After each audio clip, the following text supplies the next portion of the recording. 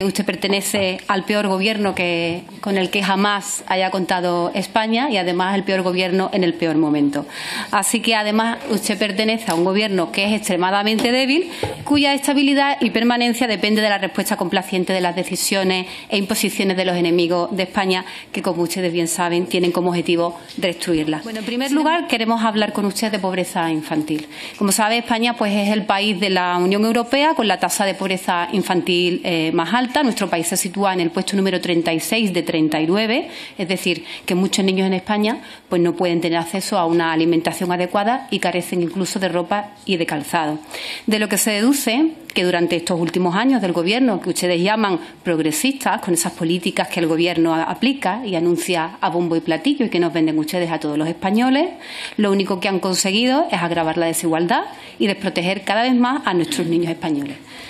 No sé, señora ministra, si usted prevé continuar con estas políticas progresistas a costa de seguir condenando a la extrema pobreza a tantísimos niños que sufren estas consecuencias de sus políticas. Además, los datos revelan que la pobreza infantil pues no ha hecho más que incrementar en los últimos años. De hecho, 1/3 de los menores vive bajo el umbral de la pobreza y nada menos que 900.000 en pobreza severa.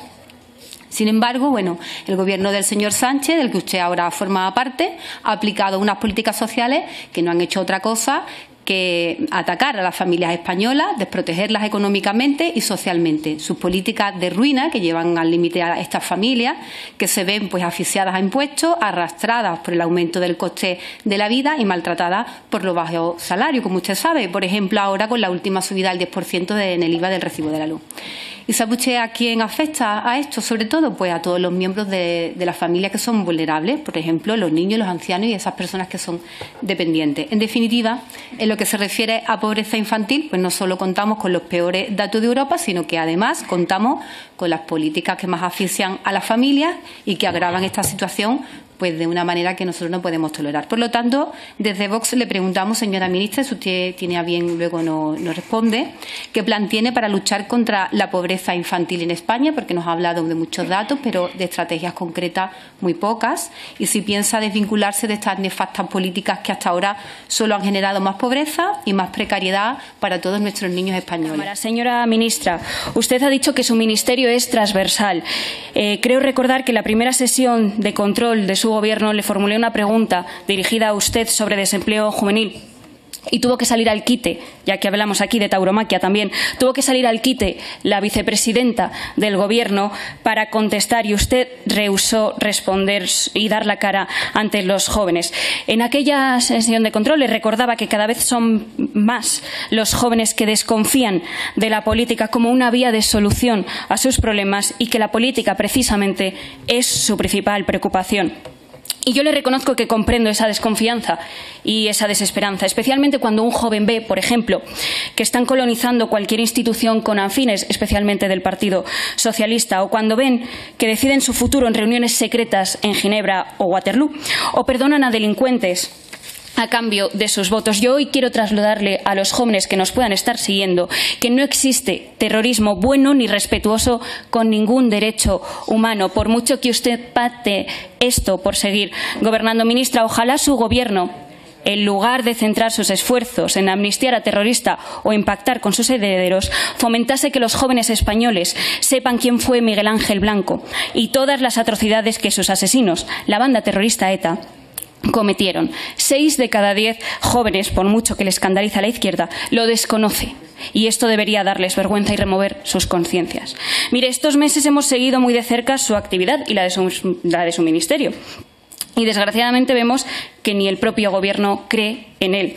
Nos ha hecho un perfecto resumen de todos los datos de entidades, asociaciones como UNICEF, el Consejo de la Juventud o la Plataforma de Infancia, pero no nos ha trasladado ninguna medida que vaya a tomar efectiva por parte de su Gobierno, más allá de una ley de juventud que le recuerdo que esa competencia está cedida a las comunidades autónomas. Madrid, por ejemplo, la tiene desde 2002, Castilla y León la tiene también desde 2002, Galicia la tiene también desde 2022 y otras comunidades también tienen su propia ley de juventud sin necesidad de ningún ministerio. Crearon ustedes, por ejemplo, con respecto a la pobreza infantil, que hoy ha hablado de ella también, y nos ha relatado los preocupantes datos que, por cierto, también este grupo parlamentario comparte. Somos el país de la Unión Europea con mayor tasa de pobreza infantil y no nos ha dicho ni una sola medida que vaya a implementar su ministerio para hacer frente. Nos ha hablado que estudiarán la renta universal para la crianza, pero no nos ha dicho ni tan siquiera cómo piensan hacerlo, por incentivos fiscales,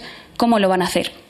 Crearon ustedes, como les decía, un alto comisionado contra la pobreza infantil, pero la tasa de pobreza infantil no para de crecer desde que ustedes están gobernando y se sitúa ya cerca del 28%. 1 de cada 3 niños en España vive en riesgo de pobreza y exclusión social. Estamos entre los países peor clasificados respecto a la pobreza infantil monetaria y somos el 6º país en tasa de privación material y social severa. 1 de cada 5 niños en España convive con problemas graves en su vivienda, goteras, humedades, en paredes o ventanas en mal estado. Repito, ¿qué piensa hacer desde su ministerio para hacer frente a estos datos?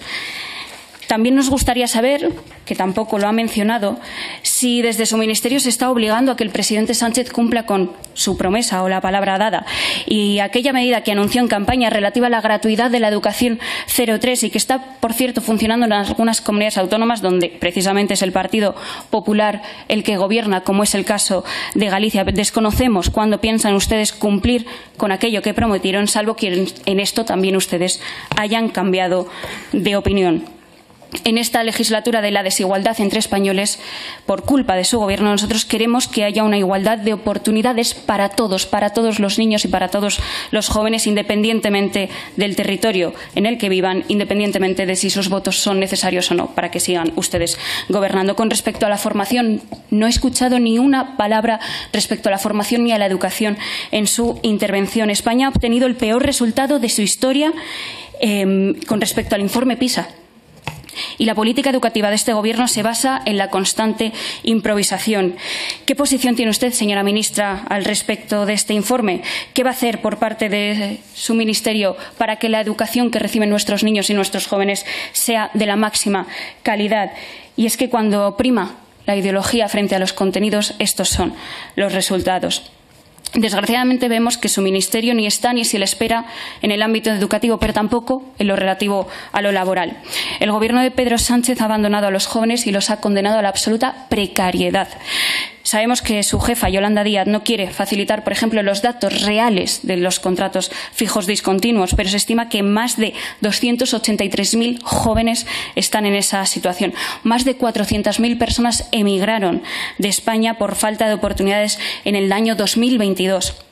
La tercera cifra más alta desde 2008 y muy superior a los años 2014, 15, 16 y 17. Se estima en más de 150.000 millones de euros el valor de ese capital humano que ha emigrado y es un 40% superior a los datos del 2019. Muchas gracias por ver el vídeo. No te olvides de suscribirte, darle me gusta y activar la campanita. Nos vemos en el siguiente.